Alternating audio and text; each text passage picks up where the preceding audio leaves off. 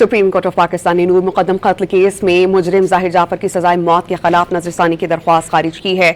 अदालत ने मुजरिम जाहिर जाफर की सजाए मौत बरकरार रखी। जस्टिस हाशिम काकड़ की सरबराही में 3 रुकनी बेंच ने मुख्तसर फैसला सुनाया। मरकजी मुजरिम जाहिर जाफर के वकील ख्वाजा हारिस ने दलाइल दिए। उन्होंने मौक़िफ़ अपनाया कि रिकॉर्ड मौजूद है।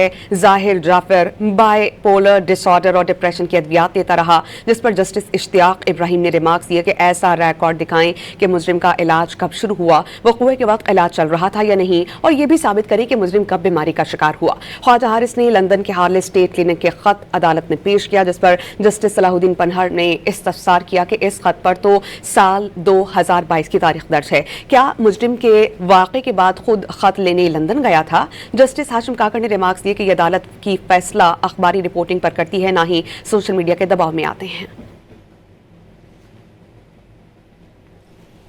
इस पर आपको बताएं कि नूर मुकद्दम कत्ल केस के हवाले से सुप्रीम कोर्ट ऑफ पाकिस्तान ने मुजरिम जाहिर जाफर की सजाए मौत को बरकरार रखा है और ये कहा है वकील के मुस्लिम ने कि रिकॉर्ड मौजूद है कि जाहिर जाफर डिप्रेशन की अद्वियात लेता था। सुप्रीम कोर्ट ऑफ पाकिस्तान ने नूर मुकद्दम कत्ल केस में मुजरिम जाहिर जाफर की सजाए मौत के खिलाफ नजरसानी की दरख्वास्त को खारिज कर दिया। अदालत ने मुजरिम जाहिर जाफर की सजाए मौत बरकरार रखी। जस्टिस हाशिम काकड़ की सरबराही में 3 रुकनी बेंच ने मुख्तसर फैसला सुना दिया।